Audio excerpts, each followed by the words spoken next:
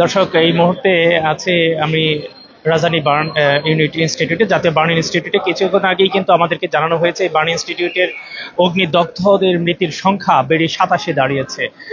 Total এখানে 53 জন অগ্নিদগ্ধ শিক্ষার্থী, শিক্ষক, একজন শিক্ষকের খবর আমরা পেয়েছি শিক্ষার্থীদের সাথে এখানে রয়েছেন, এবং সেখান থেকে 27 জনের মৃতের ঘটনা ঘটেছে। কিছুক্ষণ আগে কিন্তু স্বাস্থ্য উপদেষ্টা এস এম সাখাওয়াত হোসেন এখানে পরিদর্শন করেছেন, এবং এখানে এসে মূলত তিনি আমাদেরকে যেমনটি জানিয়েছেন যে সকল শিক্ষার্থী বেশি অগ্নিদগ্ধ অবস্থায় রয়েছে তাদেরকে উন্নত চিকিৎসার জন্য বিদেশে অর্থাৎ সিঙ্গাপুরে নেওয়া হবে, এবং সেই ধরনের প্রক্রিয়া তারা অফিসিয়ালি সম্পন্ন করছেন। তো এখানে সারা বাংলাদেশে কিন্তু গত এই কালের যে ঘটনা, বিমান দুর্ঘটনার ঘটনা, এই ঘটনাকে কেন্দ্র করে একটা শোকের ছায়া নেমে এসেছে, এবং সেখানে আমরা দেখেছি মাইলস্টোন কলেজের দোতলা বিশিষ্ট বিল্ডিং এ যেখানে ইংলিশ মিডিয়ামের শিক্ষার্থীদেরকে পড়ানো হতো, সেই জায়গায় এই বিমানটি বিধ্বস্তের ঘটনায় সাথে সাথে কিন্তু অগ্নিকাণ্ডের ঘটনা ঘটে। এতকাল অভিভাবকেরা ছোটাছুটি করছে, আজকেও অনেকে ছোটাছুটি করেছে। অবশেষে যৌথ বাহিনী, সশস্ত্র বাহিনী, পুলিশ সকলের সম্মিলিত প্রচেষ্টায় কিন্তু আগুন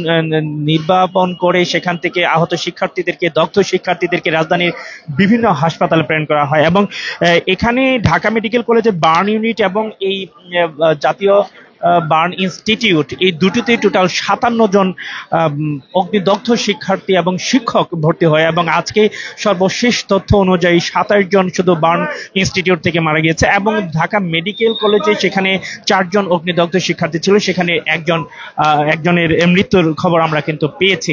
তো সবকিছু মিলিয়ে যদি দর্শক আমরা বলতে চাই, এখন বিশাল অনেক অনেক বড় ধরনের এই দুর্ঘটনাকে কেন্দ্র করে ক্ষতি কিন্তু শিক্ষার্থীদের হয়ে গেছে, এবং সেই শিক্ষার্থীদের সাথে বেশ কিছু অভিভাবক ছিল, যেমনটি আপনাদেরকে আগের লাইভে বলেছিলাম। এবং এখানে এই হাসপাতাল কর্তৃপক্ষ এবং অন্তর্বর্তীকালীন সরকারের উপদেষ্টা তারা সকলে মিলে কিন্তু এখানে এই হাসপাতাল পরিদর্শন করছেন এবং সবসময় খোঁজ খবর রাখছেন।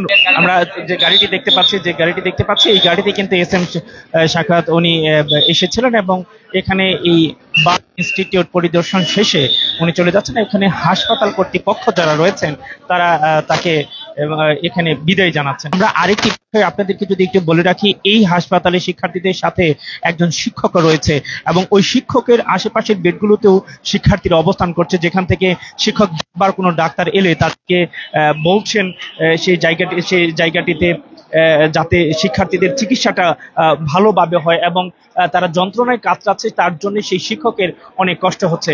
তো সবকিছু মিলিয়ে দর্শক যেমনটি বলতে চাচ্ছি, এখানে 57 জন অগ্নিদগ্ধ শিক্ষার্থীদের মধ্যে এখন পর্যন্ত 27 জন মারা গেছে, বাকিদের চিকিৎসা করা হচ্ছে। পরবর্তী সংবাদ জানার জন্য আমাদের সাথেই থাকবেন।